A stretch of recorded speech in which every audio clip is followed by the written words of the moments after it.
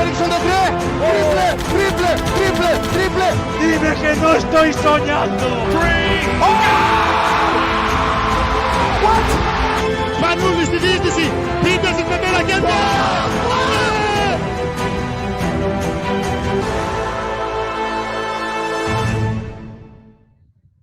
Muy buenas, bienvenidos a este séptimo episodio de Básquet en Mayúsculas. Les habla Carlos Sánchez y una semana más están con nosotros Cristian Gil, Santi Sigar. Buenas tardes, compañeros.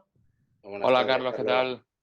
También nos acompaña hoy Miguel Loy, director de Full Basket. Ya lo hice en privado, pero quiero aprovechar para felicitarles, Miguel, por el regreso de la revista con ese excepcional número 19 de Full Basket Magazine. Buenas tardes, Miki. ¿Qué tal? Buenas tardes. Muchas gracias por acompañarnos.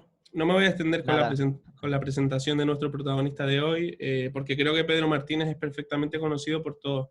Así que, Pedro, buenas tardes, muchas gracias por estar con nosotros. Buenas tardes, gracias a vosotros. Quería preguntarte antes que nada, bueno, ¿cómo estás pasando el confinamiento en familia? Sabemos que hace unos meses llegaba Tyrion, un perrito a la familia, y eso habrá hecho posible algunos paseos. ¿Qué tal? ¿Cómo lo estás llevando? Bien. Bueno, se está haciendo largo, como a todos, pero bien, lo llevamos bien con la familia y bueno, pues momentos en los cuales pues, te aburres un poco más, pero bueno, pues haciendo otras cosas y bueno, haciendo mucho básquet a nivel individual, ¿no? Viendo partidos y analizando cosas y bueno, pues esperando que se acabe para volver a una cierta normalidad. Están siendo meses muy duros para todos, por la pandemia, muchas pérdidas, y en la familia del Club Baloncesto Gran Canaria también por el fallecimiento la semana pasada del doctor Pedro Montes de Oca. Le dedicábamos, de hecho, el episodio de la semana pasada de Básquet en Mayúsculas. Y antes de empezar, quería preguntarte, Pedro, tú que has trabajado tantos años con él en el primer equipo, bueno, ¿cuánto de importante era su figura en el día a día? Bueno, la verdad es que ha sido un golpe muy duro y sorprendente porque, bueno, pues él estaba bien de salud y yo ahora lógicamente desde el final de la temporada pasada que estuve en el club, pues no había vuelto a hablar con él porque cuando jugamos contra Gran Canaria fue en Manresa y él no viajaba con el equipo y no tuve la oportunidad en el partido de vuelta de saludarle y ha sido pues, un disgusto. Y bueno, todo ya has visto la reacción de los jugadores actuales y también jugadores del pasado que tuvieron relación con él. Una persona muy querida, entrañable, toda la vida en el club, que además creo que durante muchísimos años no cobraba, o sea que lo hacía simplemente porque le gustaba y hablo de muchísimos años que lo hizo pues, sin cobrar o cobrando prácticamente una cantidad muy pequeña y bueno, pues evidentemente pues una sorpresa muy grande y un disgusto tremendo porque te digo, una persona muy querida que siempre ayudaba a todo el mundo, que siempre tenía una sonrisa, estos golpes que te da la vida que son duros y más por lo inesperados en este caso. Como es costumbre en Básquet en Mayúsculas, queremos que nuestro colaborador invitado empiece el turno de preguntas. Miki, si quieres. Bueno, es un poco de presión, ¿eh? También, Carlos, esto que me estás... Bueno, no, Pedro, yo quería preguntarte, ahora que la temporada ha terminado ya para Baxi Manresa, ¿cómo se afrontan estas semanas, meses hasta el próximo curso? Es decir, ya no solo a nivel de técnicos, te oía el otro día con Sergio Vegas hablar de los partidos de Euroliga, ¿no? Que estáis revisando, por ejemplo, y viendo cosas tácticas que durante el directo no veis. ¿Cómo se trabaja ya no solo a nivel de entrenador, sino de cara a los jugadores, los que sabéis que en teoría van a seguir la próxima temporada? Aparte de lo que se habla siempre de que se les ha enviado X vídeos físicos y demás, a nivel de táctico, a nivel técnico, ¿se trabaja algo o no? Bueno, ahora vamos a empezar. Esta semana les han estado haciendo a los jugadores que están en Manresa pues todas las PCRs estas, las pruebas estas para ver si han pasado la enfermedad. Asintomáticos han estado todos, pero igual algunos sí que ha pasado la enfermedad, pero ya está, vamos, inmunizado incluso. Y bueno, pues ahora la semana que viene intentaremos, si es posible, porque no todo depende de nosotros, también depende de la instalación, que es una instalación municipal, si Manresa sale de la fase 0, que parece ser, ¿no? Parece ser que Manresa va a salir, no Barcelona, pero sí Manresa. Entonces nuestra idea es empezar a entrenar con estos jugadores, pues obviamente con las limitaciones, primero porque han estado mucho tiempo parados y luego pues porque seguramente pues no podrán estar todos juntos al mismo tiempo. Y nada, pues son exactamente 2 meses, desde el 14 de marzo que hicimos el último entrenamiento, o sea, 2 meses que no han hecho nada, independiente de la bicicleta que hayan hecho en su casa y abdominales que hayan hecho en su casa, pero eso ahora hay que ir con cuidado y hacer una progresión, empezar muy suave y hacer técnica individual y bueno, pues ir pasando un poco los días, ¿no? Vigilar, no lesionar a nadie, muy importante. Y luego, pues oye, verano largo, porque de alguna manera, entre comillas, las vacaciones físicas y técnicas ya las han hecho, ¿no? En estos 2 meses, ¿no? Entonces ahora pues lo que hay que hacer es, pues bueno, en el verano no parar ya, no parar y evidentemente entrenar pues a un ritmo diferente, con menos jugadores, más focalizado en la mejora individual y ya te digo, esperamos poder empezar la semana que viene. Cristian. Pero yo quería preguntarte pues un poco tu balance de esta primera temporada en Manresa. Ha habido muchas lesiones y aprovecho para colarte ahí una pregunta que me ha hecho Carlos Martínez de Valencia, que me decía que te preguntara por el tema de los jugadores lesionados, que una vez tú dijiste en una rueda de prensa, yo prefiero pensar que no voy a contar con X jugador y así después puedo contar con él mejor. Me gustaría saber cómo lo has llevado este año en Manresa, sobre todo porque es que ha sido bastante dura las lesiones con el equipo. Sí. Y además es duro a nivel económico porque han sido muchas lesiones de gravedad que han obligado al club a tener que fichar jugadores y que no estaban presupuestados y eso lógicamente pues para un club como Manresa pues es un tema preocupante, ¿no? Bueno, hemos tenido mucha desgracia, ¿no? Empezando por Frankie Ferrari, que fue un jugador que yo creo que bueno, pues podía haber hecho una grandísima temporada y lo hemos visto con cuentagotas, 2 lesiones en partidos muy graves, ¿no? Una en la jornada 1 y luego cuando volvió, después de romperse la mano, pues en el pie y todavía no ha vuelto a jugar, aunque ahora ya está bien.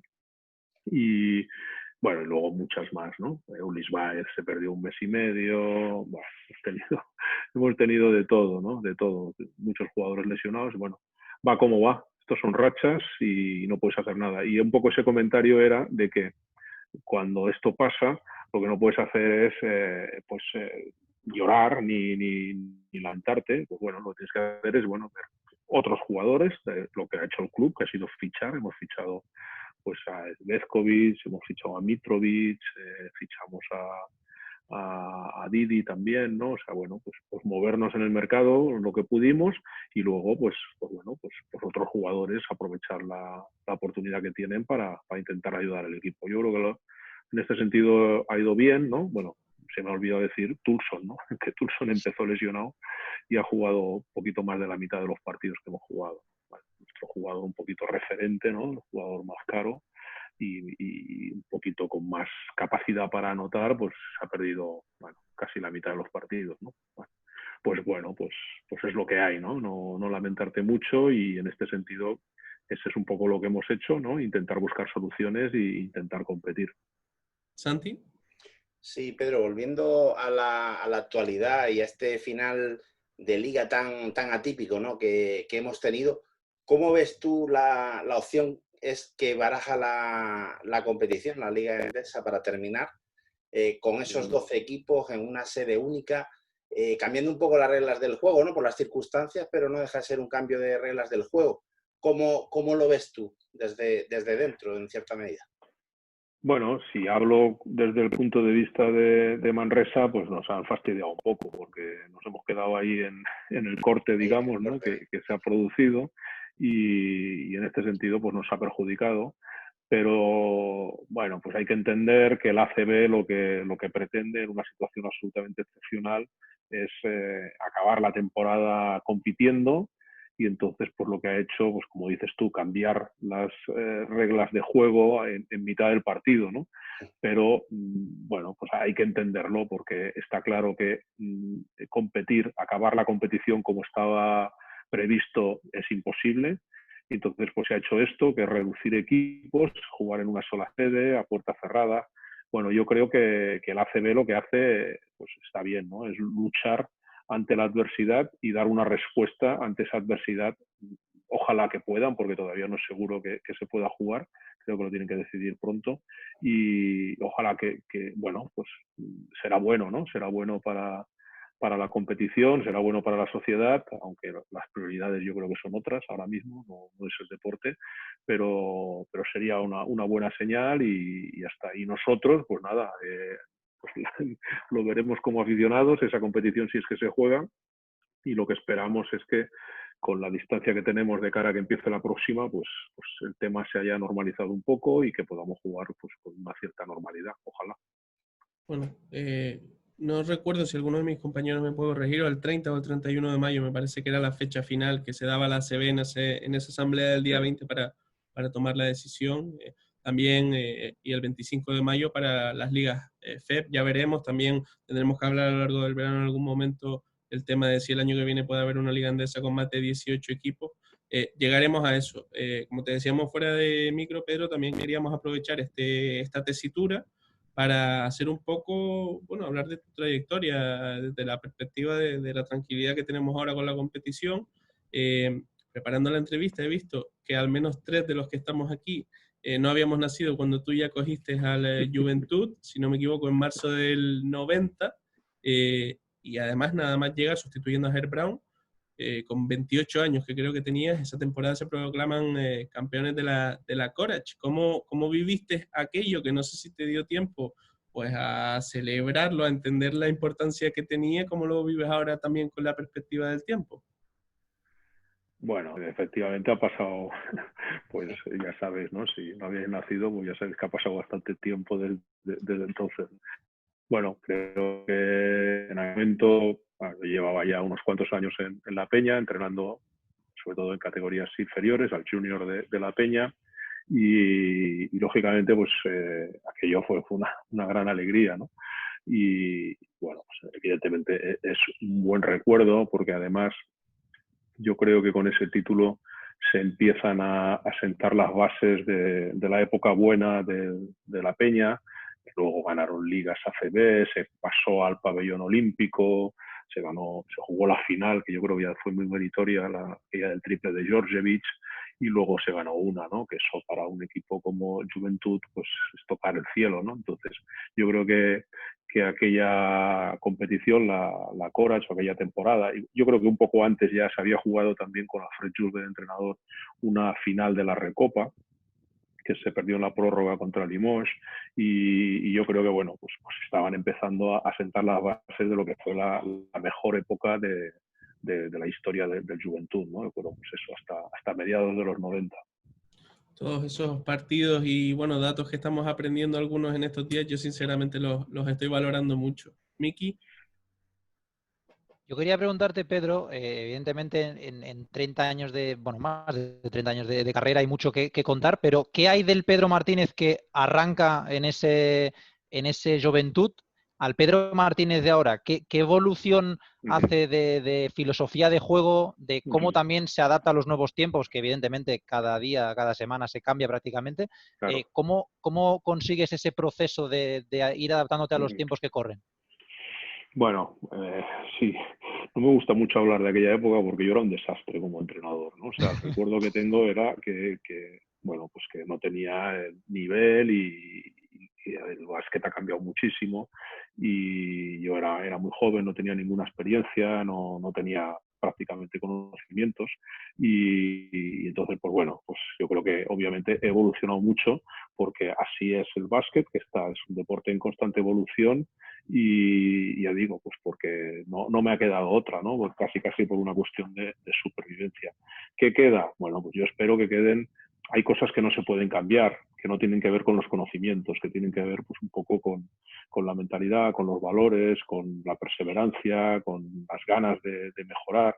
Y esto yo creo que son las mismas desde el primer momento, porque creo que tienen que ver más con mi personalidad. Pero a nivel de baloncesto y a nivel de conocimientos, pues bueno, hombre, tú sabes, porque eres de la zona, que la Peña es un equipo que toda la vida históricamente ha destacado por jugar contraataque, por jugar rápido.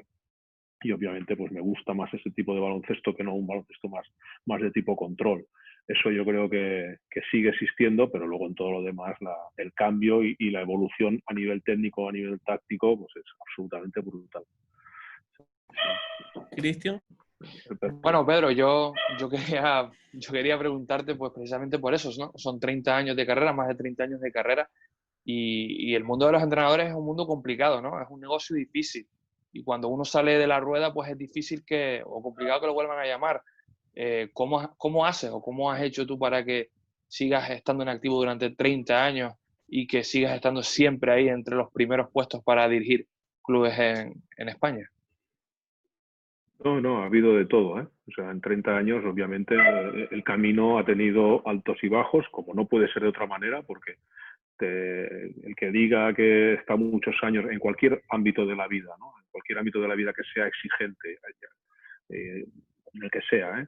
Y que diga que siempre toda la trayectoria ha sido cómoda y ha sido buena y ha sido fácil, yo no me lo creo, porque es que es imposible, ¿no? Lo normal es tener altos y bajos. Ha habido épocas que no he tenido equipo para entrenar y otras veces he entrenado en la Liga LEP, que no lo digo con ningún desprecio, pero obviamente pues si entrenaba en la Liga LEP es porque no tenía posibilidad de entrenar en la Liga ACB, digamos. Entonces, pues ha habido momentos pues, complicados y entonces ahí, bueno, intentar perseverar y al final pues gente que te ayuda, ¿no? Porque esto, yo si miro atrás en mi carrera, hay muchísima gente que ha apostado por mí o que creyó en mí en momentos a lo mejor en los que era muy difícil hacerlo, ¿no? Entonces, por ejemplo, y como vosotros sois canarios, conocéis un poco la situación. Yo entrené, la primera vez que yo fui a Canarias a entrenar fue a Tenerife, en la Liga LEP, y después de eso, pues me fichó Verdi Pérez, de Gran Canaria, para entrenar en ACB. Aquello fue una apuesta de Verdi Pérez por mí como entrenador, que luego pues a mí me fue muy bien a nivel personal, digamos, ¿no? Porque tuve unos cuantos años primero en Gran Canaria, en la primera etapa, y fue un poco revalorizarme como entrenador, ¿no? Entonces, claro, eso, si no llega a ser por el Gran Canaria, pues seguramente mi carrera hubiera sido muy diferente y hubiera sido peor, ¿no? Entonces, bueno, y esto ha pasado en otros momentos, pues por gente. Otro momento que también tuve complicado, pues que me fichó el Acas Bayu Girona, ¿no? Aquí fue Antonio Maceiras, ¿no? Entonces estas personas, ¿no? Que por no hablar hace 30 años, los que sin tener, como he dicho antes yo, los conocimientos y la experiencia suficiente, ¿no? Pues los directivos del Juventud que apostaron por mí, primero para que entrenara un equipo junior que era muy bueno, mejor de España o de los mejores de España, y luego para que fuera ayudante y para que fuera primer entrenador, ¿no? Entonces necesitas que se den unas circunstancias determinadas y sobre todo que haya personas que crean, seguramente equivocadamente en muchos casos, que crean que tú eres la persona adecuada, ¿no? Y entonces eso pues realmente no se puede olvidar, ¿no? Santi. Sí, Pedro, yo, vamos, sin riesgo de equivocarme, probablemente seas el entrenador más querido por la afición del Granca. Son muchas temporadas contigo sentado en el banquillo, pero sí me gustaría saber cómo ha evolucionado ese Granca que tú conoces en 2002 al que coges la temporada pasada, compitiendo en Euroliga, tocando techo, aunque los resultados, pues bueno, es una situación complicada porque fue difícil de sobrellevar una temporada en la que además pasó todo lo que podía salir mal. Tú, además, creo que arriesgaste muchísimo viniendo en ese momento. ¿Hasta qué punto ese compromiso tuyo con el Gran Canaria, que te apoyó en esos malos momentos que tú bien comentabas antes, fue decisivo en tu decisión de venir? Bueno, me has preguntado dos cosas diferentes. La diferencia entre el Gran Canaria primero y el último, yo creo que eso se valora poco, porque cuando el Gran Canaria es un club que primero estuvo en la LEP, subió a la CB, luchaba para no descender, clasificarse para la Copa del Rey, o para los playoffs era, vamos, un éxito increíble, esto con Manolo Hussein, ¿no? de entrenador, y luego pues ha ido creciendo hasta que se jugó pues la final de una Copa de Europa, de la Eurocup, se clasificó en la pista para jugar la Euroliga, o sea, es brutal el camino que se ha hecho y cómo el club ha ido creciendo, esos muy buenos éxitos y el trabajo de muchísima gente, entre comillas, obligó a que el cabildo o el club dieran los pasos pertinentes para crear un pabellón que es top, ¿no? Y esto pues se hizo pues porque el baloncesto estaba teniendo éxito y estaba haciendo las cosas muy bien. Entonces, el éxito y la trayectoria del Gran Canaria, que ahora, pues en los últimos años han tenido un poquito más de posibilidades económicas, pero siempre ha sido un club muy modesto y muy humilde, es brutal el trabajo que se ha hecho de muchísima gente y yo creo que es un orgullo para todos los que en algún momento hemos formado parte y hemos ayudado con un granito de arena a que eso se produjera, ¿no? Y en la parte referente a lo de la temporada pasada, pues fue primero un momento duro porque yo venía había cesado en Baskonia y no tenía demasiadas ganas de entrenar en ese momento, pero bueno, pues que me llamaron, me dijeron, estamos en una situación complicada y bueno, pues no lo pensé mucho y desde luego entrené porque era Gran Canaria, si no hubiera entrenado y porque eran ya 3 meses y efectivamente, como dices, igual en aquel momento había más que perder que ganar, pero bueno, pues un poco por la identificación, primero con las personas que dirigían el club en ese momento, no más que ahora, y luego también por mi trayectoria y un poquito, no digo que me sintiera en deuda con Gran Canaria, pero bueno, pues cuando un club en el que has estado a gusto y que te sientes identificado, pues te piden ayuda, pues la verdad es que no me lo pensé demasiado. Pero bueno, sí es verdad que tuvo un cierto riesgo, aunque afortunadamente salió todo muy bien. Precisamente de aquella época, Pedro, yo te he escuchado en los últimos meses contar la historia de 2 jugadores y aunque ya las has contado, te voy a pedir que lo hagas otra vez aquí porque los que tenemos a lo mejor más de 25 años, creo que Cristian y yo también hemos hablado de algunos de ellos en los últimos meses, con todos estos quintetos que teníamos que sacar en Twitter. Uno de ellos era Larry Luis, un jugador que en Gran Canaria estuvo, si no me equivoco, una temporada, hizo un temporadón y bueno, cuéntanos un poco cómo llegó a España de tu mano y cómo se fue también del Gran Canaria.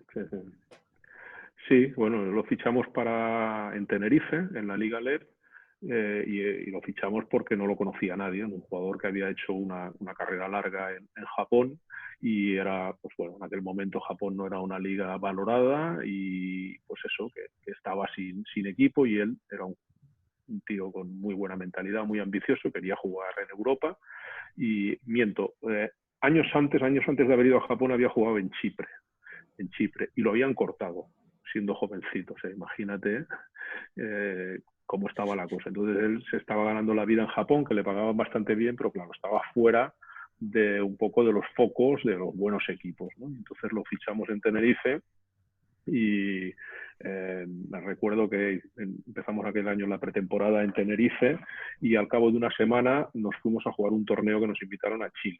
Y Larry Luis, que estaba en Estados Unidos, para no hacerle venir a Tenerife y de Tenerife ir a Chile a jugar el torneo, fue directamente desde Estados Unidos. O sea, nos encontramos con él allí, ¿no? Y de hecho nos encontramos en el aeropuerto, o sea, porque él nos estaba esperando cuando nosotros llegamos al aeropuerto de Santiago y allí que lo conocimos, ¿no? Y entonces, bueno, pues nada, claro, teníamos dudas, ¿no? Porque de Japón, ¿no? De tú a saber, habíamos visto algún vídeo, pero era complicado porque en aquel momento en la liga japonesa los americanos no podían jugar juntos, entonces no jugaba muchos minutos, ¿no? Bueno, se le veían buenas acciones, pero vete tú a saber esa liga, ¿no? Y entonces nada, jugamos ese torneo en Chile y ya nos quedamos impactados, ¿no? Ya dijimos, joder, vaya jugador que hemos fichado, qué bueno que es, y luego encima con una gran mentalidad, ¿no? Entonces hicimos una buena temporada en LEP y, como decía antes, yo fiché por Gran Canaria y entonces, bueno, pues hablando con Verdi Pérez, oye, yo tenía ese año en Tenerife de jugadores extranjeros a Larry Luis y a Sitafa Sabané. Y el base era Patricio Reynés, que, bueno, ninguno había jugado en ACB. en ese momento, ninguno de los tres, ¿no? Pero los tres eran muy buenos, ¿no? Y yo creía que los tres podían jugar en ACB. Y entonces, cuando hablé con Verdi Pérez, me dice, hombre, joder, o sea, no vamos a fichar a esa pareja de extranjeros, a Sabané y a Larry Luis para ACB, porque, joder, sí, está un poco justa, ¿no? Y entonces, pues fichamos a Larry Luis y Sabané se quedó como extranjero, siguió jugando en Tenerife, subieron, y creo que, no sé si un año o 2 años después, lo fichamos también para Gran Canaria. Y Larry Luis, pues al acabar esa temporada de primera en Gran Canaria en ACB, lo hizo también muy bien, como siempre lo ha hecho bien en todos los sitios donde ha estado, y entonces él quiso probar en la NBA y no quiso renovar con nosotros, lo cual fue un disgusto bastante grande. Yo lo miré hace un par de meses, me parece que fueron 17 puntos los que hizo aquel año. Tú hace poco eso comentabas que en Japón, como solo podían tener 2 extranjeros y todos los equipos fichaban 3, ni siquiera jugaba mucho, y es muy curioso que un jugador de los 30 a los 32 años pues haga ese recorrido. Y precisamente el otro jugador por el que te quería preguntar era por Tizi, por Patricio Reynés, que al parecer 2 temporadas antes en Menorca ni siquiera era profesional, sino que tenía un trabajo aparte en el aeropuerto y te lo llevaste a Tenerife. Correcto, sí, yo entrené en Tenerife en la LEP también y entonces, pues bueno, ya lo había visto jugar antes en ligas un poquito semiprofesionales, porque Menorca juegan en estas ligas semiprofesionales, siempre juegan contra los equipos catalanes y le había visto algún partido, pero no lo conocía al detalle, ¿no? Entonces, cuando lo empecé ahí a entrenar en Menorca, pues también fue un impacto, ¿no? Porque era un jugador muy bueno. Y él entonces lo que hacía era que trabajaba la temporada de verano en el aeropuerto de Menorca, porque hay muchos más vuelos que en invierno. Y entonces, pues la pretemporada no la podía hacer porque la pretemporada empezaba a finales de agosto y entonces él estaba pues todavía en temporada alta, venía a entrenar solo por las tardes y tal, hasta finales de septiembre. Entonces ya él podía entrenar con normalidad hasta Semana Santa. Y en Semana Santa ya volvía a empezar la temporada de verano y volvía a trabajar en el aeropuerto de Menorca, ¿no? Entonces, pues también ya entonces tenía que volver a dejar de entrenar, ya no podía entrenar por las mañanas, aunque creo que también tenían turnos. Nos adaptábamos un poco. Cuando él tenía trabajo por las tardes, entonces entrenábamos por las mañanas, ¿no? Lo íbamos alternando un poco en función de sus posibilidades, ¿no? Y entonces, pues él, bueno, hacía esto, jugaba en el Menorca y hacía este trabajo, y entonces cuando fiché por Tenerife fue cuando le ofrecí que viniera a Tenerife y obviamente tuvo que dejar ese trabajo, bueno, no podía compatibilizarlo, ¿no? Sí, o sea que fue el primer equipo en el que Reynés fue profesional, creo que tenía 32 o 33 años, fue en el Tenerife y después en Gran Canaria. ¿Miki? Antes te preguntaba, Pedro, y voy a hacer un poco de salto, te preguntaba un poco por la evolución en tu trayectoria. Este año es cierto que no es Euroliga, que es Champions, pero es alternar 2 competiciones igual. ¿Cómo de difícil es para un entrenador? Muchas veces hablamos de los jugadores, ¿no? Que si cansancio, riesgo de lesión, que es verdad, pero a nivel de entrenador, por ejemplo, cuando, y abro una pequeña cuña de autopublicidad, ¿no? De cuando entrevistaba a Barzocas hace unos días, me decía que él, claro, hacía muchos años que no se encontraba en una situación de solo tener un partido a la semana, pero que eso le hacía preparar mucho mejor los partidos y creer tener una mayor influencia. Mi pregunta es, si crees que los entrenadores ahora, entre tanto scouting que hay ahora y la facilidad para acceder a vídeos, ¿no?, de los rivales, si cada vez cuesta menos sorprender al rival y cómo se preparan partidos cuando hay este calendario tan apretado que tenemos. Bueno, yo creo, pues discrepo un poco con respecto a la opinión de Barzocas, desde el respeto, porque yo creo que jugar un partido a la semana es un rollo, y no tengo nada claro que jugando un partido a la semana los equipos que lo hacen estén mejor preparados, ni preparen mejor los partidos, ni que hagan mejor scouting, ni que jueguen mejor. Es más, creo que no lo consiguen, digamos, ¿no? Porque no por más entrenar luego se juega mejor, ¿no? Hay que tener un cierto equilibrio, y entonces es muy importante en la competición jugar partidos, y yo creo que jugar competición europea es bueno para los equipos, los entrenadores, lógicamente. Los jugadores es verdad que están un poco más exigidos físicamente, es verdad, y los entrenadores pues también más exigidos en cuanto a horas de trabajo, porque la preparación de los partidos es más o menos la misma si juegas un partido a la semana que si juegas 2 o si juegas 3, como es el caso de los de Euroliga, ¿no? Pero yo creo que hay que adaptarse y el baloncesto no es como en el fútbol, que los jugadores necesitan más tiempo de recuperación entre partidos. En el básquet eso no es así, y yo creo que está bien jugar esos partidos, y evidentemente pues te obliga a una capacidad de síntesis mayor, a hacer un scouting diferente, pero no porque sea diferente quiere decir que sea peor. Vas más de cara al grano, los jugadores, como pasa siempre, se adaptan a ese scouting un poquito más basándote en 4 o 5 aspectos, y hay que acertar en esos 4 o 5 aspectos, ¿no? Esa es un poco la gracia y el objetivo del entrenador, ¿no? Pero yo creo que jugar un partido a la semana, el problema de jugar una competición europea son los viajes.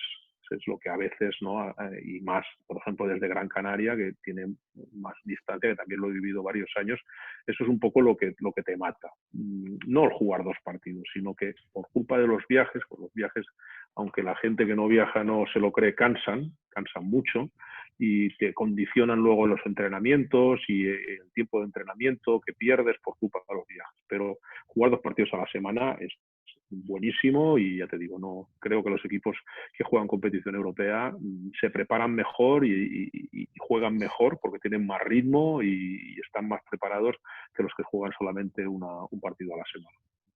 Cristian. Pedro, la temporada pasada, cuando tú regresaste a Gran Canaria, no recuerdo exactamente qué partido fue, pero dijiste después de un partido que no todo tenía respuesta táctica, que a veces también depende del ánimo de los jugadores. Yo quería preguntarte cómo trabajas tú como técnico la inteligencia emocional de tus pupilos. Sí. Bueno, a lo mejor sí que todo tiene una respuesta táctica.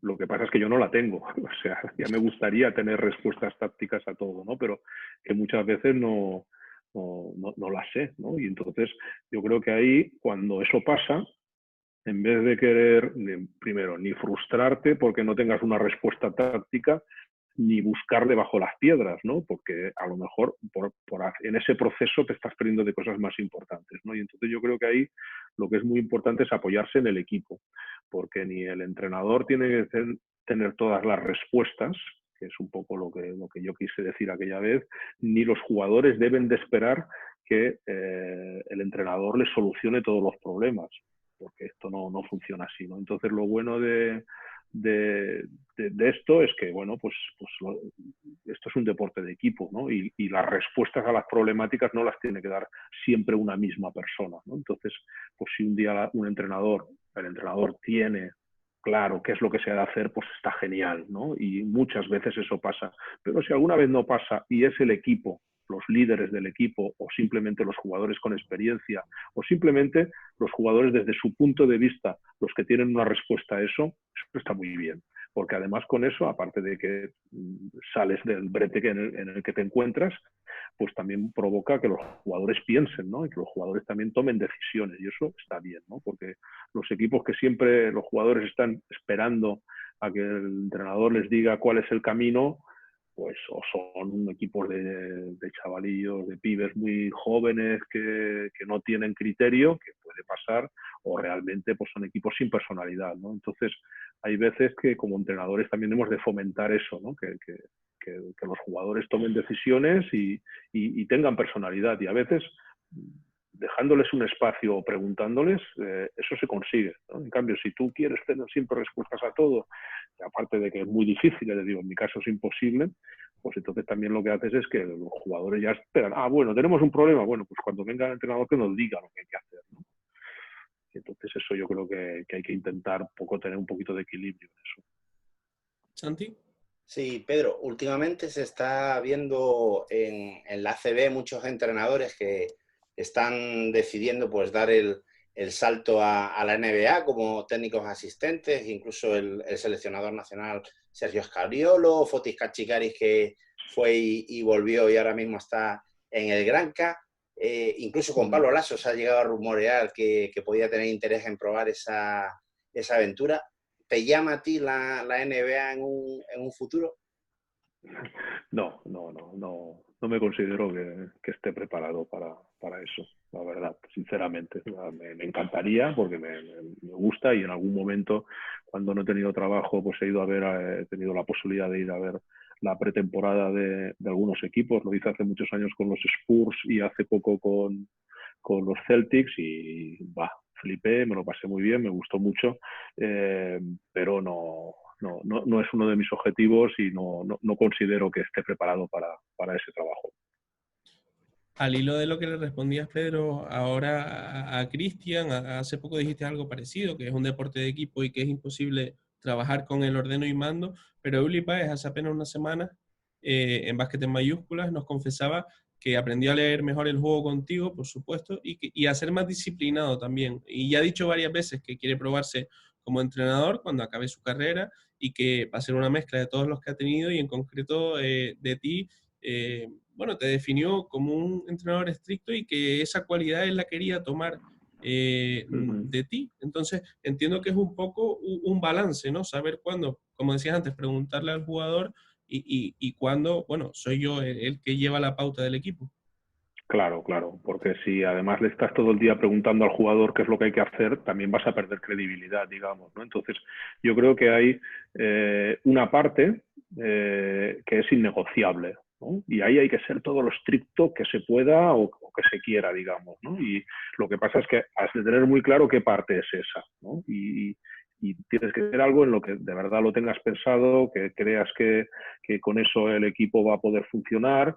Y eso, ya te digo, eso es innegociable, ¿no? Y de ahí, bueno, se puede hablar, oye, vamos a hacer esto y tal, pero no sé si os parece bien o os parece mal, eso hay que hacerlo y no tiene vuelta de hoja, ¿no?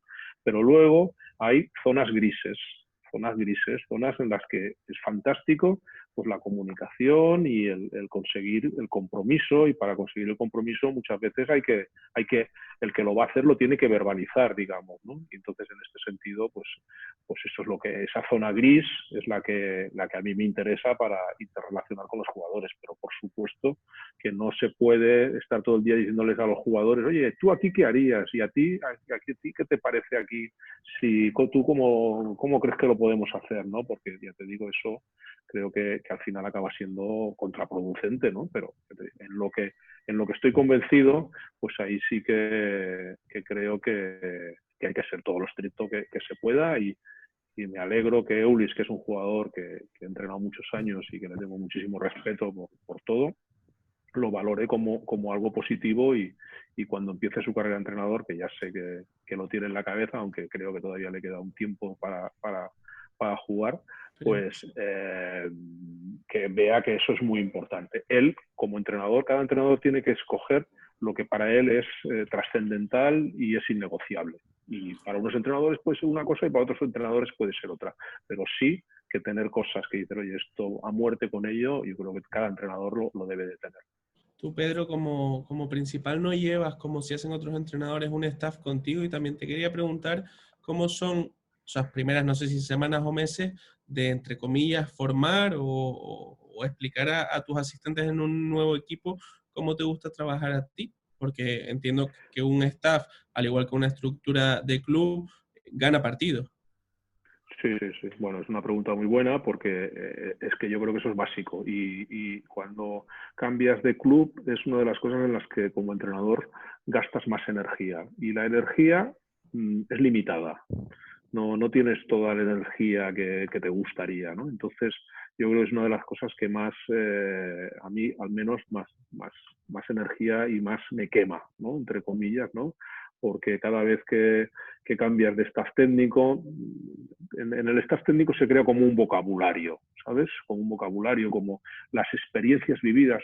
¿Te acuerdas aquel movimiento que le llamábamos 4 abajo, ¿no? Y hostia, sí, a 4 abajo, que tal. O cuando jugamos aquel partido que lo preparamos de esta manera porque aquí hicimos push en el bloqueo directo, ¿no? Entonces, ese lenguaje, esa experiencia que se crea en el staff técnico es vital, y es trabajo avanzado, o en ejercicios, ¿no? Vamos a hacer tal ejercicio porque lo que buscamos es esto. Si necesitas mucho tiempo para explicarlo, pues es tiempo que estás pidiendo, y yo creo que también energía, ¿no? Entonces, es un tema muy importante, porque al final de lo que decías, el entrenador, esto es como siempre me gusta decir, es un deporte de equipo en el cual intervienen directivos, jugadores y tal, y staff técnico. Pero hay como un microequipo o un equipo dentro del equipo que es el de los entrenadores, el del staff técnico, ¿no? Y entonces, claro, o sea, si eso tiene que funcionar muy bien, ¿no? Tiene que funcionar muy bien, tiene que haber ahí, no simplemente es hacer lo que dice el primer entrenador, ¿no? Porque eso no funciona. Tienen que proponer cosas, tienen que criticar, llegar a criticar lo que hace el entrenador de cara, o sea, no criticarlo por detrás, no, eso no vale, sino pues decir, oye, hostia, esto no sé si lo hemos hecho bien, tal vez deberíamos de plantearnos hacerlo de una forma diferente, ¿no? Entonces, cuando tienes un staff técnico así, cuando tienes unos ayudantes así, valen su peso en oro, valen su peso en oro, y entonces eso es fundamental. Luego, conocerse como personas. Conocerse como personas es muy importante, porque tú puedes tener unos ayudantes que sean gente súper preparada, que sepan muchísimo baloncesto, que te entiendan perfectamente tu idea de baloncesto, pero resulta que son unos pesimistas y una gente que enseguida se derrotan, que todo lo ven negro, y entonces como tengas unos ayudantes así, estás fastidiado por no decir que estás jodido, porque es muy importante pues estarte rodeado en momentos que seguro que habrá que son de mucha dificultad, pues por gente positiva, por gente optimista, por gente que cuando tú estés un poco ahí hundido porque un resultado te ha venido, pues te dé una palmada en la espalda, que bueno, cuando tú te cruces con un jugador, pues porque a veces pasa, ¿no? Que tienes un problema con un jugador, pues sepa un poquito hacerte bajar de ese momento de dificultad, digamos, ¿no? Entonces, el valor del staff técnico es incalculable. Entonces, cuando estás con, a mí me ha pasado muchas veces, ¿no? Que estás con un staff técnico muy bueno, tienes muy buena química y cambias, pues al principio los echas mucho de menos porque claro, porque no solamente es un vínculo profesional, sino que es un vínculo personal, ¿no? Que realmente, pues dices, es que yo con estos es que me iba a la luna con ellos, ¿no? Y entonces, cuando los pierdes, hasta que se vuelve a crear ese vínculo, si es que se crea, que a veces no se puede crear, pues es un problema y es bastante, te quema bastante, ¿no? Sobre todo cuando no lo consigues. Precisamente en la entrevista a la que hacía antes alusión Miki en el canal de Sergio Vegas, te escuchaba decir algo bastante parecido de jugadores como Marcelinho Huertas, que si además son capaces de crear esa crítica constructiva como timones del equipo, entiendo que también valen su peso en oro. Con tu permiso, Pedro, una última vuelta para no robarte mucho tiempo. La verdad que estamos disfrutando mucho y yo me pasaría la tarde entera. Así que, si te parece bien, Miki. Sí, mira, yo hilando un poco lo que decías, Pedro, de la confianza con el staff, a mí me fascina los tiempos muertos cuando se piden, ¿no? Pues bueno, se hace un poco ahora cada vez más el estilo NBA de que el entrenador sale un poco del banquillo, ¿no? Y se acerca a mitad de pista, algunos más que otros. Pero me fascina ese pequeño corro que hacéis de 4 o 5 segundos, que entiendo que el entrenador es el que escucha un poco las propuestas de los asistentes y en cuestión de 5 o 10 segundos antes de dirigirte a los jugadores tienes que, evidentemente tú tendrás una idea en la cabeza, pero te habrán dicho otras ellos, ese proceso de 5 o 10 segundos, ¿cómo se vive para luego trasladar realmente la información correctamente? Sí, bueno, eso no es simplemente, eso ahora mismo los entrenadores que lo quieren hacer o que lo queremos hacer, eso está un poco como muy acotado, digamos, ¿no? Porque hay un entrenador ayudante que te hace una aportación del ataque, otro es el encargado de la defensa, otro te da un dato, a lo mejor lleva una estadística de los movimientos y tal, ¿no? Otro te recuerda algo del plan de partido, digamos, ¿no? No quiere decir que cada tiempo muerto te digan todo eso. Ellos tienen que saber seleccionar qué es lo que es sustancial en ese momento, digamos. Por eso te decía que es tan importante tener buenos ayudantes, que no es falsa modestia, es que nos hacen buenos, ¿no? Porque que te den la información adecuada, que además si los ayudantes, pues desde su posición tienen un punto más de frialdad que a lo mejor la que tiene el primer entrenador, que está más pendiente del arbitraje, del resultado y tal, pues ellos entonces, claro, te pueden dar, enseñarte una luz o enseñarte un camino que tú en ese momento no estás viendo. Entonces es muy importante. Ya digo, yo creo que, bueno, me gusta hacerlo. En la NBA lo hacen más porque tienen más tiempo, los tiempos muertos son más largos. Más tiempo, sí. Y entonces, claro, entonces eso se pueden permitir. Ahora aquí, bueno, ya desde que se hicieron los 4 cuartos, claro, ahí son 2 minutos, ¿no? Entre cuarto y cuarto, y entonces ahí sí que es un muy buen, son más de 4 o 5 segundos, porque ahí tienes más tiempo, digamos, ¿no? Pero bueno, pues para todo, ¿no? Para cosas del plan de partido, normalmente tú tienes en tu plan de partido el plan A, el plan B y ojalá que el C. A veces sí, a veces no tenemos plan C, y entonces pues ahí en esos tiempos muertos es el momento para decir, hostia, seguimos con el A o no, joder, yo creo que tenemos que cambiar, porque nos está yendo mal la defensa que estamos haciendo el bloqueo directo, o en ataque no estamos consiguiendo con estos sistemas, hemos de cambiar de sistema, ¿no? Hemos de cambiar de serie. Ya te digo que lo más difícil de conseguir o lo más laborioso es conseguir como un lenguaje, ¿no? Un lenguaje, y entonces pues no es que te digan, oye, es que nos está yendo mal el plan A y entonces debemos ir al plan B y aquí teníamos el punto 3, no, es simplemente decirle, tenemos que cambiar de jugar puño y tenemos que pasar a jugar cuernos abajo. Simplemente eso, ¿no? Y es la información muy, digamos, masticada, y entonces, bueno, pues ya entonces pues decides, o se decide en grupo, o lo decide el entrenador, si a los jugadores se les dice. También va muy bien, ya que sacas el tema, que es un tema interesante, pues para que los jugadores también hablen entre ellos en ese momento, ¿sabes? O sea, a veces hay equipos que tienen el liderazgo muy marcado, entonces dejar ese espacio para que los jugadores beban un poco de agua, se relajen y tal, y también alguno pueda hablar, digamos, ¿no? Entonces muchas veces pues estás mirando de reojo, y si ves que los jugadores están hablando, pues tú alargas un poquito más ese corrillo que estás haciendo con los entrenadores para dejar que ellos, ¿no? Porque que hablen entre ellos también es positivo. Entonces tú ya entras, ¿no? A lo mejor 5 segundos después, cuando ves que han parado de hablar, y entonces pues ya dices lo que creas oportuno. Cristian. Bueno, Pedro, como nos vamos quedando un poco sin tiempo y me gustaría hacerte un par de preguntas. La primera va un poco en relación al arbitraje, ¿no? Estabas hablando de que muchas veces los entrenadores pues quizás pueden estar un poco más pendientes o menos del arbitraje. Me gustaría saber cómo gestionas tú la incidencia del arbitraje, y también quiero preguntarte si es mito o no el tema de las técnicas. Es decir, si un entrenador no tiene la fórmula mágica, pero sí que puede utilizar el tema de que le piten una técnica en contra a su favor.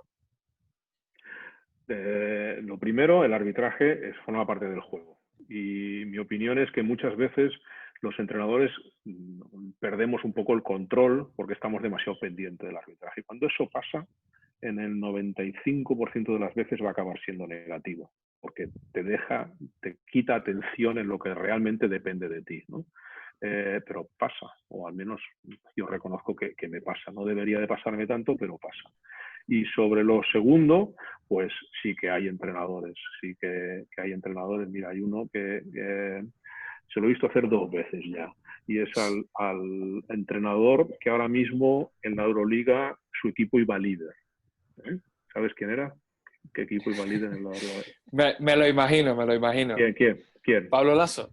No. Pablo Lasso iba líder en la ACB, en la Euroliga no. Vale. En la Euroliga el líder era el... Ataman. Claro, Ataman, vale. Muy bien. Pues entonces este entrenador lo que hace es que ya lo he visto hacer 2 veces y creo que conseguirá que se cambie el reglamento. Fíjate lo que te digo. Que es, tú sabes que cuando ahora se pita técnica a un entrenador, sí, es un tiro y el balón para el que lo tenía.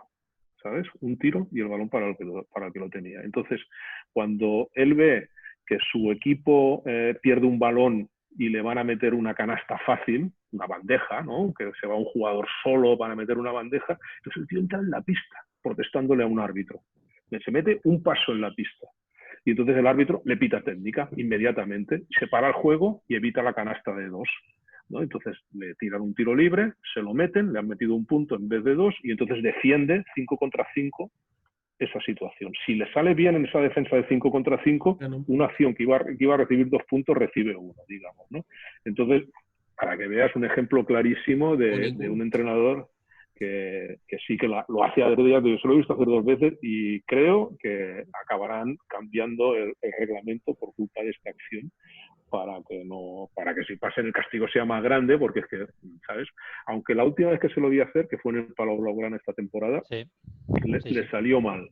Le salió mal porque le metieron el tiro libre, sacaron de banda y le metieron un triple, ¿sabes? O sea que la acción le costó 4 puntos, ¿no? Y luego el tío, Miguel, ¿te acuerdas? Siguió protestando y lo acabaron echando, pero su equipo ganó. O sea, y al final yo creo que bueno, la segunda técnica que le pitaron este día no creo que fuera provocada, sino que creo simplemente que protestó demasiado. Perdió los papeles.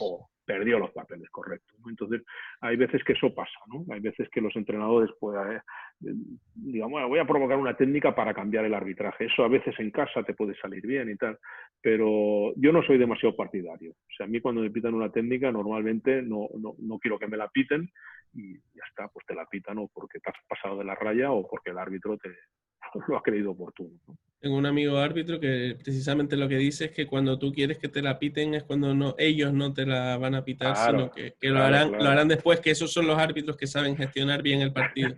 Cuando menos te interesa será cuando te la piten. ¿Santi? Claro. Sí, Pedro, digo que en estos 30 años supongo que te habrás encontrado con vestuarios de todo tipo. ¿Cómo controla o cómo gestionas tú, en tu caso, los egos de tus jugadores? Porque muchas veces te encuentras con varias estrellas. Supongo que es de lo más complicado, ¿no?, en el trabajo de entrenador. Sí, es lo más difícil. Las relaciones humanas. Es mucho más difícil las relaciones humanas que la táctica, que la técnica. Es mucho más complicado y te da muchos más disgustos y cuando consigues gestionar bien un vestuario, pues también es muy satisfactorio, ¿no?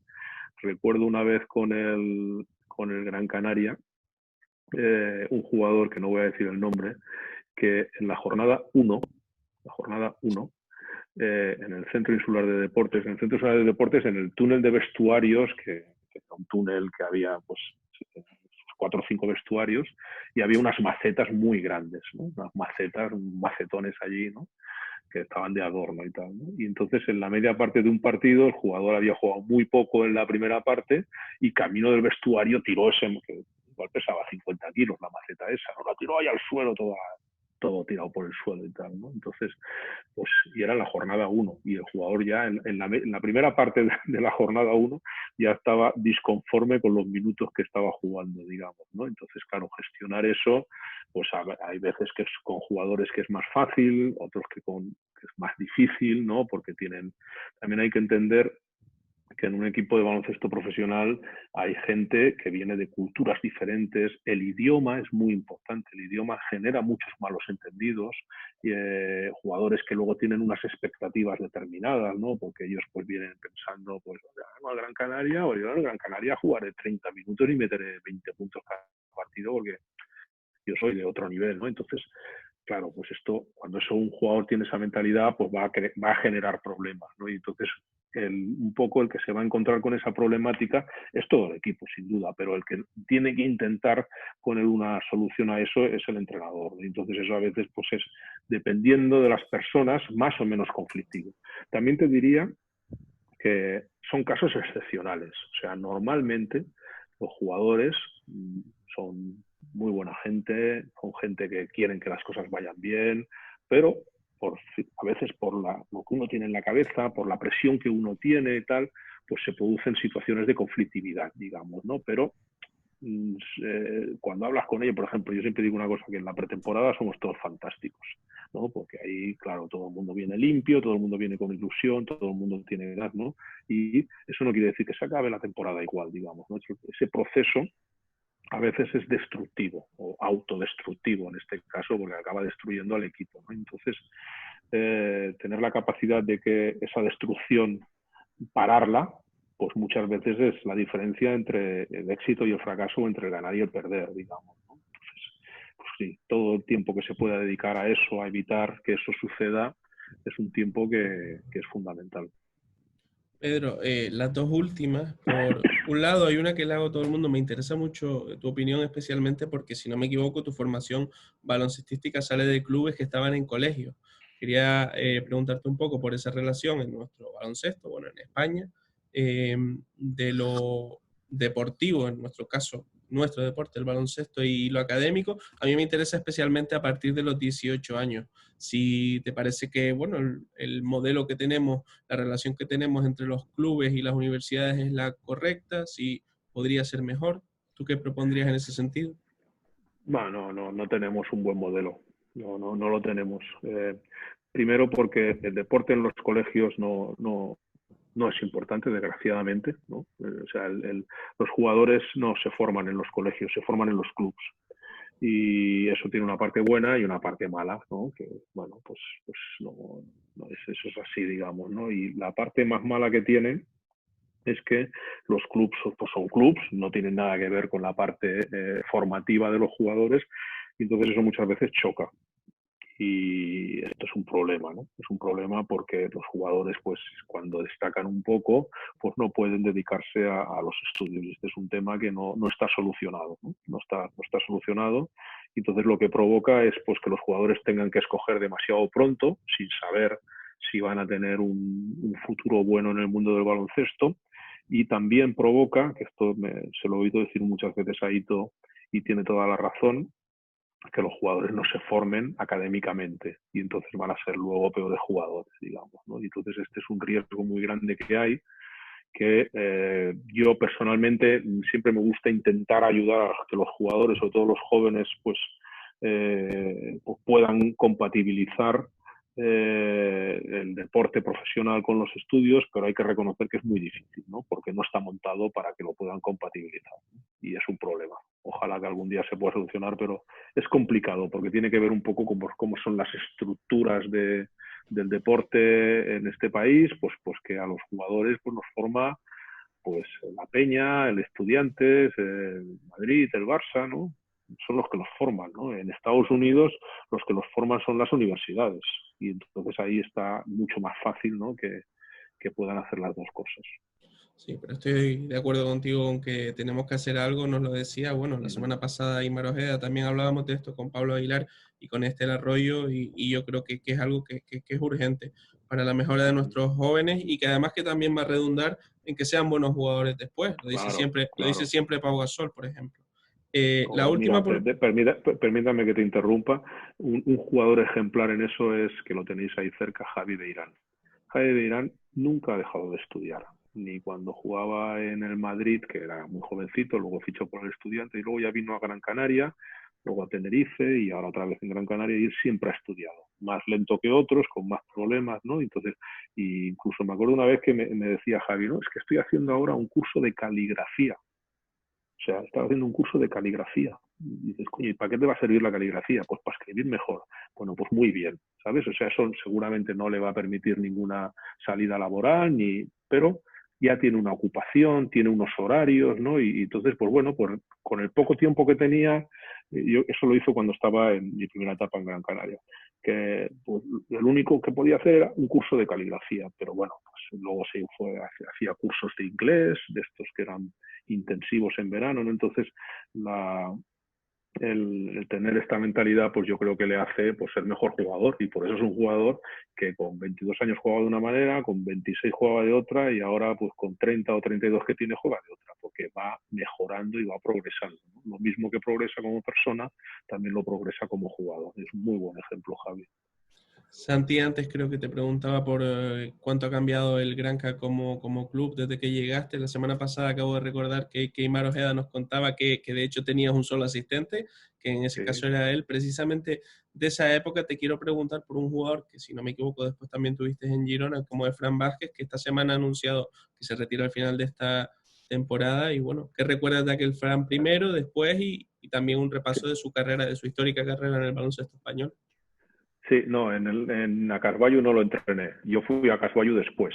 Él está en Acasbayu y de ahí, creo recordar, no sé si ahí va a Unicaja o ya va directamente al Barça, y yo ficho por Acasbayu la temporada siguiente. No, yo lo entrené siendo con 18 años en Gran Canaria y fue un impacto impresionante, impresionante. Vamos, de hecho, hicimos una temporada buenísima y tuvo mucho que ver. Creó una asociación ahí con Gonzalo Martínez y se entendían perfecto jugando el bloqueo directo y muy bueno. Y después, desgraciadamente, hace poco, la semana pasada, estuve hablando con él a través de WhatsApp y le di para felicitarle por su carrera, una vez ahora que se va a retirar, porque todavía puede jugar estos partidos, y le decía, joder, me hubiera gustado volverte a entrenar y no ha habido manera, ¿no? No ha habido manera. Yo creo que el tío se fue muy arriba, ¿no? Se fue ahí al Barça y tal y no ha habido manera. Pero bueno, tengo muy buen recuerdo de él, un chico magnífico, muy humilde, que venía de un pueblo pequeñito. El año de Gran Canaria fue además un año muy dramático para él, porque fue el año que falleció su padre, que falleció relativamente joven, y el chico, pues claro, lo llevó muy mal, porque era muy joven, y bueno, y además fue una agonía un poquito dura para la familia y para él en particular, y bueno, pues un chico, la verdad es que fue muy profesional y lo pasó muy mal, pero luchó para que no le afectara como jugador, y la verdad es que en aquel momento ya se lo agradecí mucho, porque para lo jovencito que fue en aquel momento tuvo una actitud increíble. Recalcaba Aimar precisamente que el fichaje que debería ser titular, que era Pat Burke, no salió del todo bien, y con esto que estás diciendo ahora, más importante su profesionalidad se convirtió pues, en el baluarte o en uno de los baluartes de aquel equipo. Me pide Cristian Paso, Sí, creo que tienes una última para cerrar ya, Pedro, antes de la tertulia. Sí, Pedro, tú por méritos propios estás en los libros de historia del Granca y me gustaría saber si la frase dormir poco, soñar mucho, ¿se te ocurrió sobre la marcha o era una idea que te rondaba la cabeza o no sé, pues, que nos digas un poco porque fue bastante, o sí, sea, sí. es Yo bastante... creo yo dudo que esa frase sea mía, lo dudo mucho, ¿no? Pero reconozco que no se la había oído a nadie, aquello, si me dices, ¿a quién se la habías oído? Pues no lo sé, pero dudo que fuera mía, y me salió, bueno, porque fue un año que nos clasificamos para el playoff, o no sé si fue entre playoff de cuartos, la primera vez que ganamos Sí, en un playoff de cuartos, ¿no? fue después del segundo partido de ese Sí. playoff de 2013 con Baskonia, que se venía el Granca de perder, se ganó en el Centro Insular y Hombre, se iba a claro. jugar aquel último partido allí en... Y en Vitoria se había conseguido ese año el paso por primera vez a una semifinal de Copa, ¿no? Sí, también contra Bilbao, sí. Pues yo creo que venía porque, claro, forzamos el desempate y se tenía que jugar 48 horas después, y teníamos el viaje por medio más preparar el partido. Aquel playoff fue mítico porque os cuento una batallita. Perdimos el primer partido sin Ryan Tulson, que estaba lesionado, y perdimos el primer partido en Vitoria, que lo teníamos ganado. Y Sí, es verdad. Sobre la bocina de Urtel, ¿no? Sí, que Javi Beirán tiene dos tiros libres quedando 3 segundos o 4 segundos, los falla los dos y la coge Urtel desde el medio campo, la mete y perdemos de 1. Y entonces 2 días después jugábamos en Las Palmas y entonces, pues le ganamos en la prórroga. Ganamos en la prórroga y ahí metimos el 1-1, ¿no? Le ganamos en la prórroga con Tibor Place fallando 2 tiros libres con el marcador a 0 para ir a la prórroga. Y entonces, pues ahí fue cuando dije, bueno, no tenemos mucho tiempo y tal, pues bueno, oye, dormir poco y soñar mucho con que podemos ganar, ¿no? Y entonces en el tercer partido, hicimos una exhibición y ganamos de 9 o 10 puntos allí en Vitoria, que fue la primera vez que el Gran Canaria pues pasaba una eliminatoria de cuartos, ¿no? Bueno, más era un año que habíamos perdido a John Sayer, ¿no? que se retiró a mitad de temporada para irse de ayudante a Duke, y entonces acabamos, aquel año estaban en aquel equipo, el segundo base era Óscar Alvarado, el alero reserva, pero que cuando el primer partido Tulson no jugó fue el titular, era Roberto Guerra. Sí. Yo creo que Samu Domínguez aquel año también tuvo Estaba por ahí, minutos. sí. Entonces, claro, pues era un equipo que yo creo que es cuando más canteranos ha habido en el club, y encima pues fue una temporada, vamos, buenísima, ¿no? Bueno, eliminar a un transatlántico como el Baskonia, y más con el factor pista a favor, pues bueno, fue una alegría muy grande. Y de ahí venía esa frase, pero vamos, más anecdótica que valiosa. Santi, una última. Sí, Pedro, esta es una pregunta ligerita, pero nos tienes que echar un cable. Porque con motivo del documental de Netflix de Last Dance, pues entre nosotros, a micrófono cerrado, se ha levantado la polémica entre quién es mejor en su mejor momento, o Michael Jordan o LeBron James. Tú como entrenador, ¿a cuál de los dos elegirías si solo pudieras elegir a uno? Yo a Phil Jackson. Porque hay que reconocer que lo de Phil Jackson es muy grande, ¿no? Como la tranquilidad que transmitía y entrenar a esos tíos. Yo creo que esto de las dance, que está muy bien, lo que está demostrando es la tremenda dificultad que tenía entrenar a Michael Jordan. Pero es que estaba Pippen, que tampoco era fácil, como habréis visto en el reportaje, cuando no quiso salir porque la jugada no era para él. Dennis Rodman, que me parece un crack, pero que también con tanto tatuaje y con tantos viajes a Las Vegas y tal, ¿no? Entonces yo creo que el gran mérito es del entrenador, que dominar a esa gente, ¿no? Que Horace Grant, ¿no? Que tampoco tenía pinta de ser fácil de entrenar, ¿no? O sea que yo creo que el entrenador. Entonces, claro, son épocas diferentes y son los jugadores diferenciales de esa época, digamos, ¿no? Yo siempre he sido muy de Magic Johnson, porque Magic, que era increíble, hacía muy buenos a sus compañeros, ¿no? Entonces Michael Jordan era bueno él porque era imparable, un atleta increíble, con un físico increíble, como LeBron, ¿no? Entonces, bueno, pues LeBron también me gusta mucho porque yo creo que defiende muy duro, porque se sacrifica mucho por el equipo, pero como ya tengo una edad, yo, pues eso, Magic Johnson, y luego, por ejemplo, pues también mucha admiración por Larry Bird, porque Larry Bird era un jugador lento, tenía barriguita, que no saltaba, que casi no hacía, yo creo, no lo recuerdo que hiciera muchos mates, ¿no? Y en cambio, pues gracias al talento, ¿no? Pues entonces yo soy más de esa época, pero bueno, ya te digo, que Phil Jackson.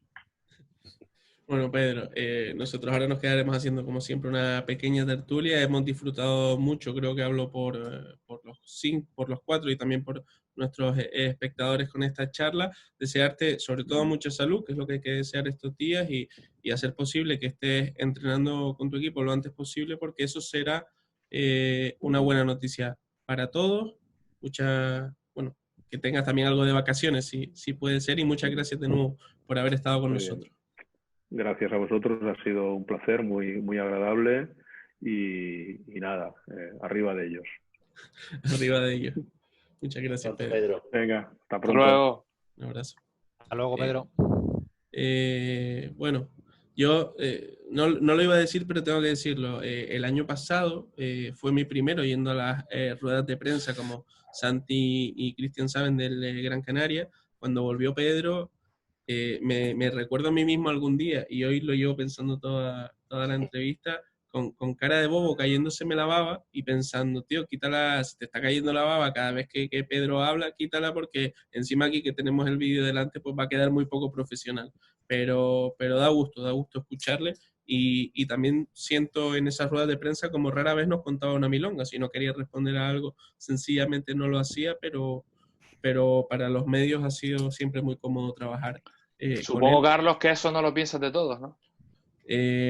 No, corriendo un estúpido velo. Estábamos comentando antes fuera de micrófono los temas un poco para esta tertulia. Vamos a empezar por recordar, si alguien no lo sabe, no ha sido la actualidad esta semana, que los equipos ACB, todos creo, todos los que van a disputar esa fase final con 2 equipos, han vuelto a la actividad tras las pruebas médicas a todos los jugadores, y con esos protocolos de 3, 4 jugadores en campos de fútbol o en canchas muy separados, algo de balón con un solo asistente cogiéndoles el rebote con los guantes. Y también salía esta semana la noticia de que el Fútbol Club Barcelona y Malcolm Delaney rompían su vinculación. Creo que es el 4º equipo ACB, lo hemos comentado en semanas anteriores, que pierden que pierde jugadores. También estaba Tony Roth en el Juventud, del Zaragoza, uno de ellos el ex Gran Canaria, DJ Silly, no recuerdo ahora el cuarto equipo. Jason Thompson. Jason Thompson en el Zaragoza, y no recuerdo, me estoy dejando algún otro equipo. Y Clark en San Pablo Burgos. Pues, Miki, te iba a preguntar, empezando por ti, bueno, por la noticia de Delaney, también, bueno, cómo de posible, y aquí ya estamos en el terreno de la especulación con datos, pero especulación al fin y al cabo, ¿ves que vuelva la Liga CB o incluso también la Euroliga? ¿ACB o Delaney? Vamos a empezar por Delaney, venga, sí. No, que a mí me da igual, ¿eh? A mí me da igual. No, vamos a empezar por Delaney, que es la noticia, y después especulamos. Vamos a ver. Hablo en modo opinión. Mi sensación cuando Malcolm Delaney se fue a Estados Unidos es que no iba a volver. Entendiendo lo que él mismo estaba también, creo, expresando en sus redes sociales, que no lo digo en plan crítica. Es decir, a mí no me disgusta que un jugador opine abiertamente en redes sociales, pero cuando estás opinando yo creo que también estás dejando un poco cuál es tu línea de opinión, ¿no? Y mi sensación es que Delaney, todas las noticias que, por decirlo de alguna manera, eran contrarias a una reanudación de la temporada, él las retuiteaba o les daba bola. Es decir, la sensación que él transmitía, quizá por dentro no, pero la que él transmitía era de que él no tenía demasiado interés en que la temporada volviera a empezar. Una vez ocurre eso y una vez la empresa que te está pagando, en este caso un equipo, pero la empresa que te está pagando convoca de nuevo al equipo y tú no acudes a esa llamada, pues evidentemente una de las salidas más fáciles es la rescisión del contrato, ¿no? Yo ahora no voy a entrar en quién tiene más razón que si es el club o es Malcolm. Y para mí, deportivamente hablando, que es lo que me interesa más y lo que me quiero ceñir, el Barça pierde a un jugador diferencial en Europa. Diferencial.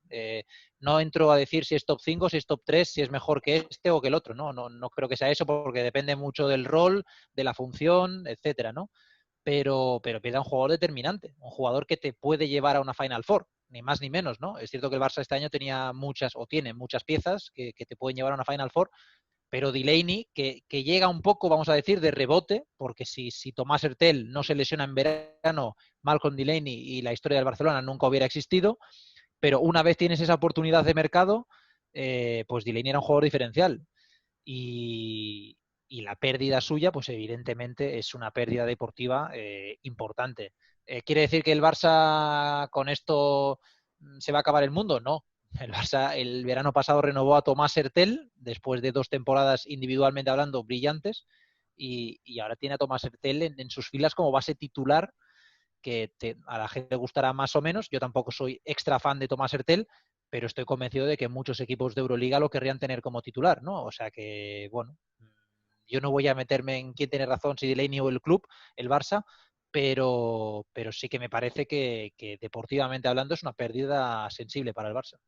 Cristian, Santi, no sé si quieren valorar tanto esa baja de Delaney, muy sensible para el Barça, evidentemente, todo el tema de, bueno, esta situación, como se ha dado en los últimos meses, o relacionarla ya, pues eso, con la posible vuelta o de la Liga CB o de la Euroliga. El Barça pierde un activo muy importante, como lo han hecho también otros equipos. Cristian. Bueno, yo por mi parte, lo único que te puedo decir es que independientemente de si entramos en detalles de, como decía Miguel, de quién tiene la culpa o no, lo que está claro es que por unas razones o por otras, no todos los jugadores tienen la seguridad de que van a saltar a la pista y no van a tener riesgo de contagiarse. Y eso es un poco, pues, una cuestión que creo que la ACB tiene que valorar. El otro día sale una noticia en Estados Unidos que habla de una reunión de Zoom en la que, liderada por LeBron James, en la que hay muchas estrellas de la NBA, Antetokounmpo, Kawhi Leonard y no voy a seguir nombrando, para hablar un poco de cómo van a gestionar o cómo pueden gestionar el regreso a las pistas. Yo creo que aquí en España no se está teniendo en cuenta a los jugadores, independientemente de que te guste más o menos la asociación de jugadores, independientemente de que te guste más o menos Alfonso Reyes, los jugadores no están teniendo voz en esta reanudación. Lo vimos con Borussi, que aunque ha vuelto a los entrenamientos, tenía sus dudas. Lo hemos visto de una manera o de otra en Delaney, y yo creo que no van a ser los únicos. Y además hay que tener en cuenta que hemos acotado bastante el número de equipos. Es decir, igual si fueran los 18, habría bastantes más jugadores que no querrían. Y públicamente ya te digo yo que no muchos se van a atrever a decirlo, y estoy seguro de que son bastantes más. Ya nos lo decía Pablo Aguilar, nos lo han dicho otros protagonistas que hemos tenido aquí. Los jugadores no están seguros, y yo creo que eso también hay que tenerlo en cuenta. Santi. Sí, yo más allá de la pérdida del Barça, también me ha hecho polvo el Fantasy. Voy a tener que buscar un recambio de lujo para poder reforzar el equipo, ¿no?, en esta vuelta a la competición. Ertel, Santi, Ertel. Urtel, por ejemplo, sí. Ertel, Tomás Ertel. Al contrario que tú, a mí Urtel sí me gustaba mucho, casi tanto o más que un jugador diferente, pero que también ha sido decisivo. De hecho, vimos en directo dos finales de Copa del Rey en las que él tuvo mucho que ver en que se fuera para Barcelona. Pero bueno, aparte de eso, lo que es cierto es que tiene que haber un trasfondo también en su decisión. Está claro que al final el jugador, yo creo que ha podido mucho esa situación de incertidumbre, porque le ha afectado psicológicamente a muchos deportistas. Nosotros durante las últimas semanas, bueno, desde que empezó el confinamiento, hemos hablado con deportistas de todas las disciplinas, y todos encuentran un tema en común, y es que lo que más daño les está haciendo no es el tener que entrenar en sus casas, el no poder salir a la calle, sino el tema de la incertidumbre de no saber cuándo voy a volver a recobrar una normalidad, cuándo voy a poder entrenar, cuándo va a empezar la liga, si se va a reactivar o no. Esa incertidumbre psicológicamente a muchos jugadores les ha afectado, y no descartes para nada que Delaney ante esa situación haya preferido marcarse sus tiempos y decir, señores, yo hasta aquí, cuando esto se solucione, ya veré dónde voy a jugar, porque no va a tener problemas para encontrar equipo. Entonces yo creo que es un poco lo que ha podido influir en su decisión, más allá de los intereses del Barça. Que se lo digan a Fali, a Fali, el del Cádiz, que ya ha dado marcha atrás, y la semana que viene ya está entrenando, Javier Beirán hoy pedía en esa rueda de prensa virtual, la primera que ha dado del Granca, creo que, bueno, en su historia, hay que felicitar desde aquí al club, pedía un seguro para los jugadores que acaben contrato en caso de lesión. Además lo pide Javier Beirán, que si no me equivoco, él tiene contrato para la temporada que viene, Sí. pero efectivamente va a haber jugadores que en caso de lesionarse pongan en riesgo una temporada de las cortas carreras que tienen los jugadores profesionales. Son situaciones que sí, que muchas veces decimos es que son muy afortunados, que ganan mucho dinero. Bueno, ganarán probablemente lo que generan con su baloncesto y con el deporte. Creo que efectivamente estoy de acuerdo con Santi. En España, en nuestro baloncesto, los jugadores están siendo un poco acallados, o no se está teniendo en cuenta todo lo que se debería su voz, porque bueno, eso, hablamos con ellos después a micro cerrado, los que ya no tienen contrato en vigor, y te lo dicen claramente, que tienen miedo, que preferirían estar como el resto de la sociedad en sus casas, salvo las profesiones un poco más esenciales. Y que es verdad luego el debate de está bien que haya... Primero, que las profesiones van a tener que volver, porque la vacuna no parece que vaya a ser se vaya a conseguir en el corto plazo, y que en este caso estamos hablando de ocio y entretenimiento, como es el deporte, y puede ayudar, pero ellos tendrán que decir algo, y no se les está escuchando. Yo no sé, Miki, si quieres decir algo más a este respecto. No, que bueno, un poco en la línea vuestra. Ellos también han hablado con jugadores y lógicamente, vuelvo un poco a lo de Delaney.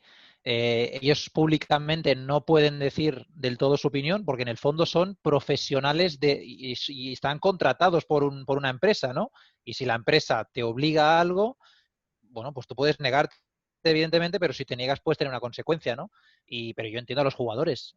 Y es más, lo habéis dicho, no sé si lo decía ahora Cristian o Santi, pero los que no tienen contrato para el año que viene, si te lesionas ahora, en un partido, si se reanuda, ¿qué ocurre con tu contrato el año que viene? Porque el club puede decir, oye, mira, es que ya no te vamos a renovar. Y puede ser verdad o puede ser que no sea verdad.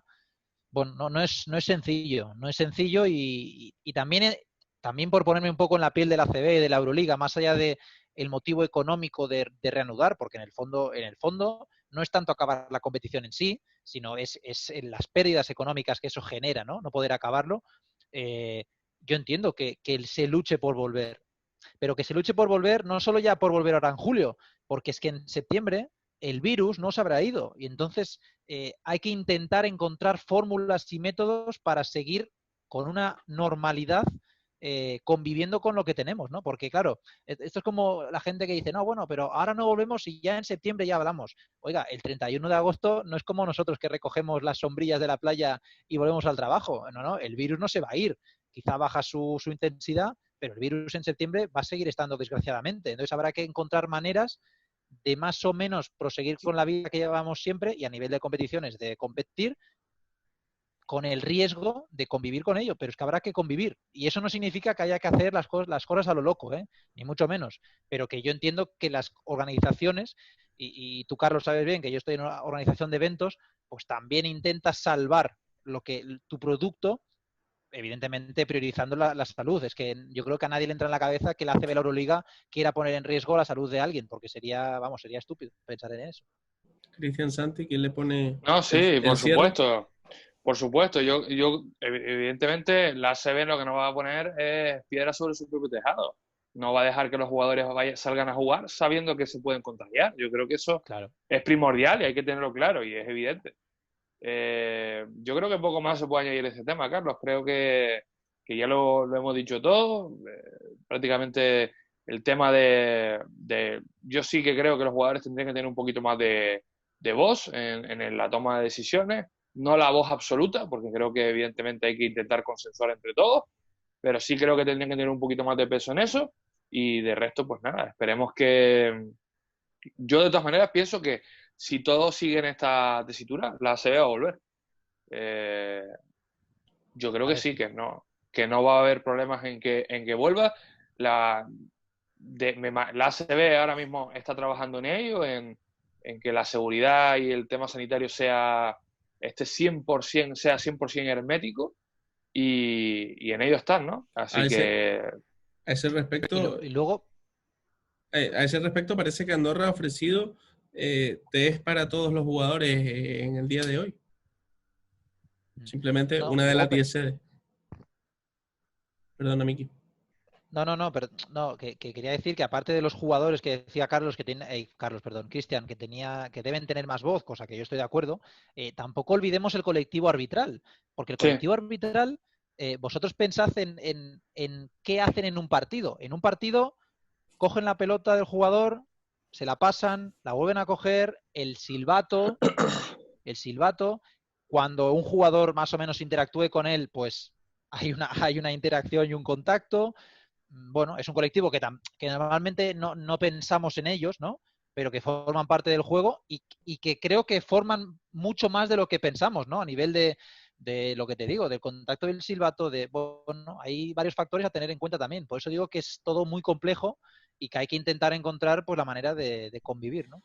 Sí, no, y además creo que fue Xavi Rabaseda en la semana antes del partido que se iba a haber jugado atrasado a puerta cerrada con Valencia, que dijo Xavi que claro, que parecía que ellos eran inmunes y que él supiera, ningún jugador es inmune, o sea, somos seres humanos como todos los demás, entonces, vale, que vamos a jugar a puerta cerrada, bien, pero ¿quién nos garantiza? Además, en aquella época Valencia venía de unos sitios que estaba más azotado por el virus y aquí todavía no estaba golpeando fuerte.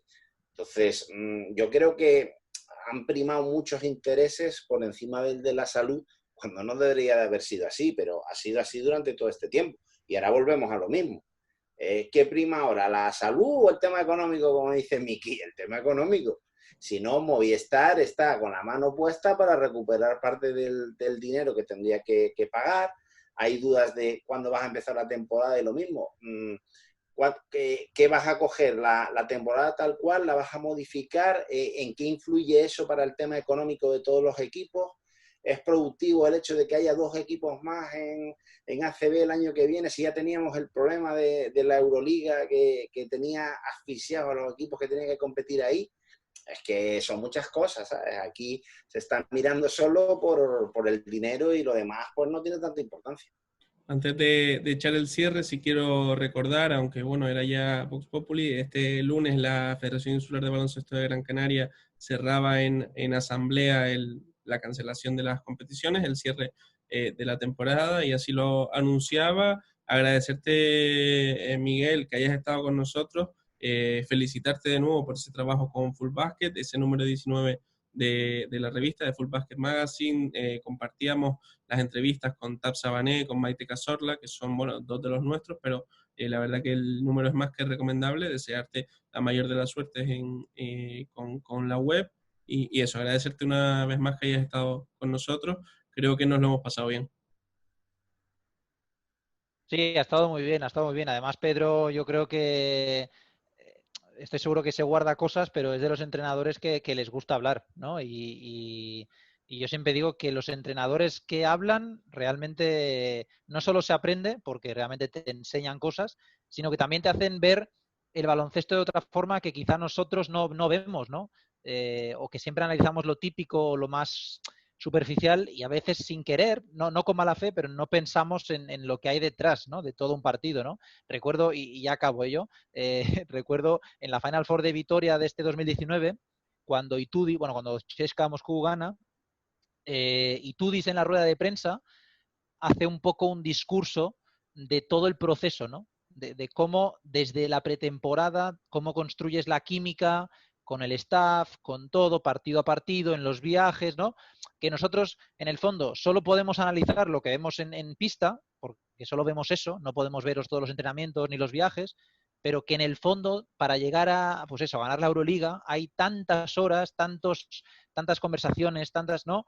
Y yo creo que es lo bonito del deporte, ¿no? El a veces conocer otra cara que en conversaciones así se consigue. Y nada, gracias por lo de la revista, ya te pasaré luego en tu cuenta bancaria las gracias, y nada, que sigáis currando así. El otro día le decía a Carlos que disfruté mucho con la de Imar Ojeda, y que son charlas pues que amenizan un poco este tiempo en el que ya no tenemos baloncesto en la pista, pero al menos pues bueno, pues nos entretenemos con baloncesto fuera de ella. Así que nada, un placer por la invitación, y a seguir currando así.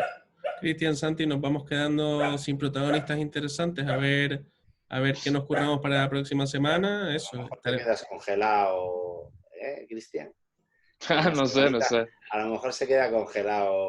Solo te podemos decir... No lo vas a saber hasta el final si sale, y si no sale nunca lo sabrás. O sea, solo te podemos decir, Carlos, que estamos trabajando en ello. Ya, pero no te queremos decir más. Me alegro porque estoy harto de hacerlo yo todo. No, fuera de bromas. Ha sido un placer una semana más, lo hemos disfrutado mucho. Estaremos aquí pues desde que tengamos otro invitado interesante y noticias. Este ha sido el 7º episodio de Básquet en Mayúsculas. Un saludo a todos y un abrazo. Hasta luego. Chao.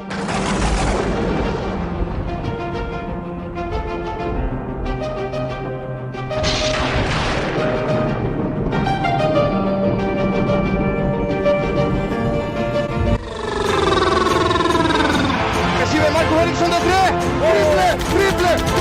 Triple. Dime que no estoy soñando. Van Ullis de 10.